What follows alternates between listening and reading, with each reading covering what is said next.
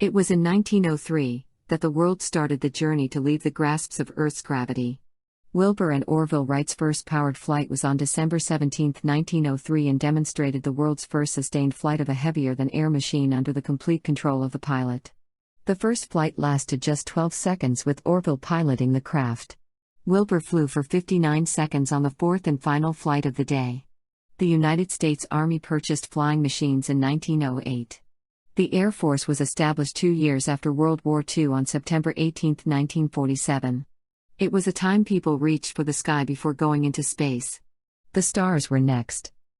On October 4, 1957, 7:28 p.m., the Soviet Union launched the first artificial satellite, Sputnik 1, into space and entered orbit. The National Aeronautics and Space Administration began in 1958 to launch vehicles for America's civilian space efforts. On April 12, 1961, Soviet cosmonaut Yuri Gagarin was the first human in space aboard Vostok 1. Project Mercury was the United States' first man-in-space program from 1958 to 1963. NASA's second human spaceflight program was Gemini, that started in 1961 and concluded in 1966. John F. Kennedy made a lunar landing a national priority. On September 12, 1962, he presented his famous, "We choose to go to the moon" speech on the nation's space effort. Project Apollo was the third United States human spaceflight program, succeeded in landing the first humans on the moon from 1969 to 1972.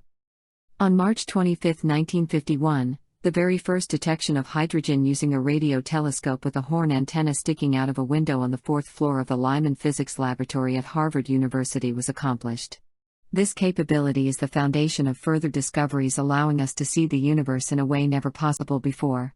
In 1951, on the fourth floor of the Lyman Laboratory, Harold Doc Ewan, Ph.D., was the first to observe and detect neutral hydrogen. His Harvard University thesis advisor was Edward M. Purcell, Ph.D. This day made history in scientific space exploration. The field of radio astronomy is the study of celestial objects at radio frequencies. Optical astronomy allows us to see objects such as stars and galaxies that emit a lot of visible light. When electrons and protons within atoms accelerate by changing their speed or direction, they emit electromagnetic radiation. We can detect many forms of electromagnetic radiation using a radio telescope. The gas found in interstellar space emits radio waves at distinct wavelengths. Hydrogen is the most abundant element in the universe. The book, Space: The Final Frontier, is available wherever books are sold. You can ask for it at any bookstore.